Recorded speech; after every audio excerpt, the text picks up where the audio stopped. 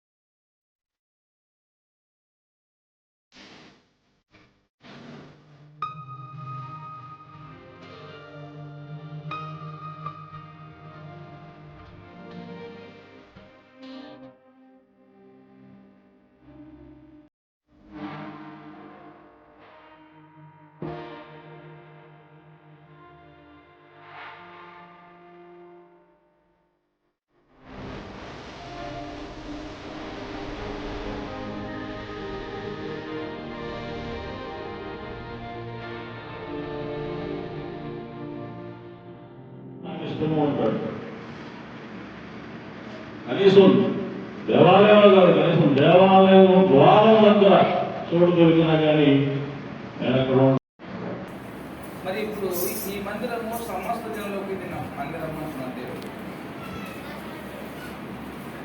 కానీ ఈ మందిరము అందరికీ మందిరమే. ఇక్కడ ఈ మందిరములో ఈ మందిరం మనం ఆరాధించడానికి ఈ మందిరం ఇచ్చాడు.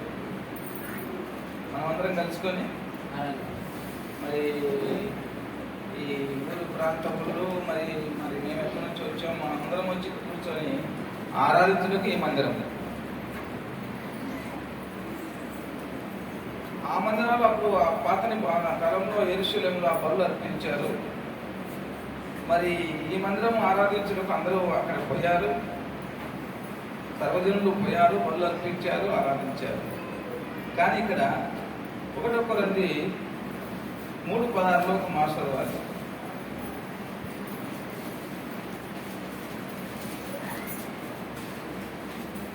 మీరు దేవుని ఆలయమై ఉన్నారనియు దేవుని ఆత్మ మీలో నివసించుతున్నాడనియు మీరు ఎరుగరా? చాలా చిన్న విషయాన్ని ఇప్పుడు ఆ యెరూషలేములో బలులు అర్పించారు, పొట్టేళ్లను గొర్రెలను అర్పించారు. అందరికీ దేవుని మందిరం అనబడింది. ఎవరైనా పోయి బలులు అర్పించవచ్చు, అందరికీ దేవుడు ఆయన. మరి ఆ మందిరం సమస్త జనులకు మందిరం అనబడింది. కానీ ఎవరైనా పోయి అక్కడ ఆరాధించవచ్చు. ఇక్కడ కూడా ఎవరైనా వచ్చి ఆరాధించవచ్చు. ఇక్కడ కూడా ఎవరైనా నాయుడుపేటలు రావచ్చు, వెంకటగిరిలు రావచ్చు, చుట్టూ పనులు వచ్చి ఎవరైనా ఆరాధించవచ్చు. ఇది మనం ఆరాధించడానికి ఇది మందిరం కానీ దేవుడు నివసించుటకు మూర్ఖ మందిరం కూడా మన దగ్గర ఉంది. అదేంటంటే మన హృదయమే దేవుని ఆలయం. ఏముంది అక్కడ? మీరు దేవుని ఆలయమై ఉన్నారని దేవుని ఆత్మ మీలో నివసించుచున్నాడని మీరు ఎరగరా? ఎక్కడున్నాడు దేవుడు?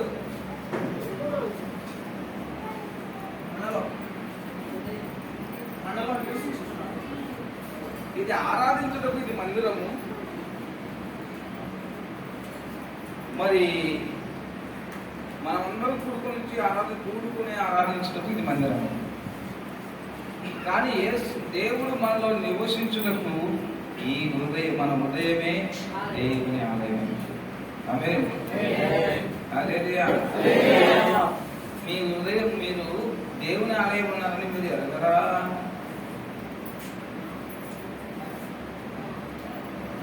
చూసారా? మంచిది. ఈ విషయాన్ని 51వ కీర్తనలో 16లో దావీదు ఎరిగాడు. ఆత్మ సంబంధమైన దేవుని గురించి ఒక మాట రాశాడు, చదువుదాం. నీవు బలిని కోరువాడు కావు. చూసా, నువ్వు బలిని కోరే దేవుడవును కావు. కోరిన ఎడల నేను అర్పించదు. కోరిన ఎడల ఎన్నో పొట్టేళ్లను ఎన్నో ఎద్దులను అర్పించుండేవాడిని. దహన బలి నీకు ఇష్టమైనది కాదు. నో, నీకు దహన బలి నీకు ఇష్టమైనది కాదు. విరిగిన మనసు దేవునికి ఇష్టమైన బలు.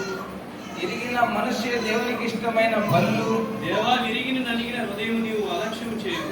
దేవాను విరిగి నలిగిన మనస్సును అలక్ష్యము చేయవు. దేవునికి స్తోత్రములు కాక. హల్లెలూయా. హల్లెలూయా. ఏం బోలంటే ఆయనకి ఇష్టము?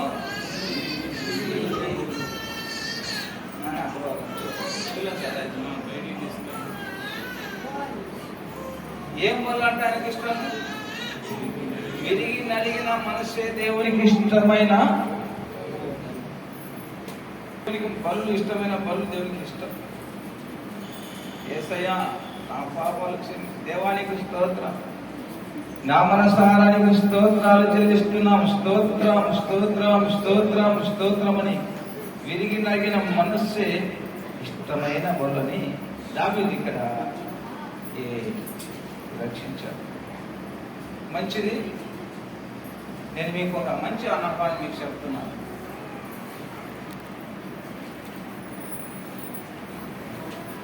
చాలా మందికి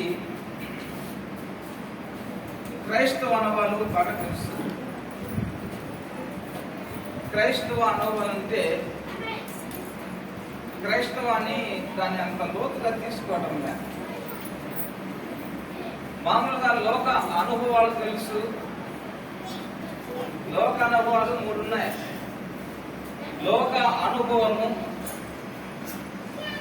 శరీర సంబంధమైన భార్య, పిల్లలు, చుట్టాలు, బంధువుల యొక్క అనుభవము, స్నేహ అనుభవం బాగా తెలుసు ప్రజలకు.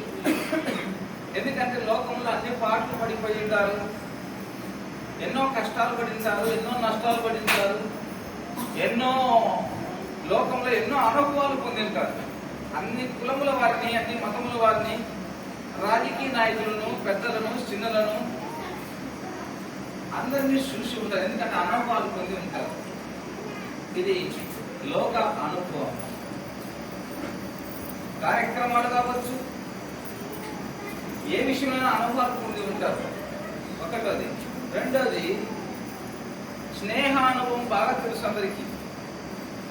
స్నేహాల గురించి బాగా లోక స్నేహం ఎలాగుంటుందంటే లోక స్నేహం బాగా తెలిసిపోయాడు అందరికీ.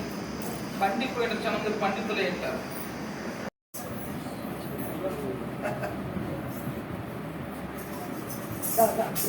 ఎక్కడ పైకి